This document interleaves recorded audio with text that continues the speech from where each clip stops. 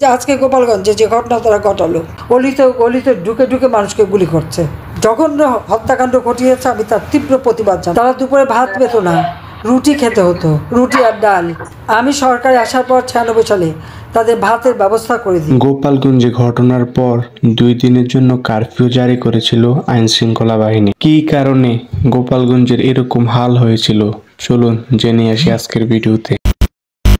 জাতির পিতা বঙ্গবন্ধু শেখ মুজিবুর রহমান এবং মাননীয় সাবেক প্রধানমন্ত্রী শেখ হাসিনার বাড়ি গোপালগঞ্জ। দীর্ঘ 15 বছর আওয়ামী লীগ শাসন করাতে গোপালগঞ্জের মানুষ আওয়ামী লীগের প্রতি ভালোবাসার কমতি নেই। গোপালগঞ্জের সর্বস্তরের জনগণ আওয়ামী লীগ ও শেখ হাসিনাকে ভালোবাসে। তারা অন্য কোনো রাজনৈতিক দলকে পছন্দ করে না। কিন্তু হ্যাঁ, কিছু সন্ত্রাসীর কারণে গোপালগঞ্জের আজকের এই অবস্থা। এনসিপি নেতাকর্মীদের উপর যে হামলা হয়, পরবর্তীতে খোঁজ নিয়ে জানা যায় গোপালগঞ্জের কিছু মানুষ থাকলেও বাকি সব বাইরের একটি সন্ত্রাসী সদস্য।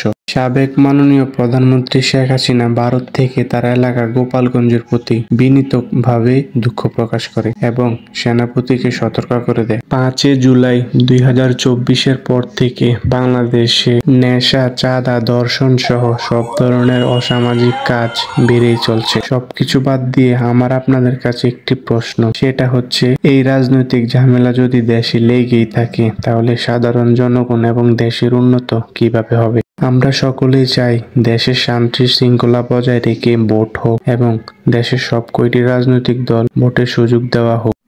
নির্বাচন হয়ে দেশের শৃঙ্খলা বজায় রেখে দেশ সামনের দিকে এগিয়ে যাক।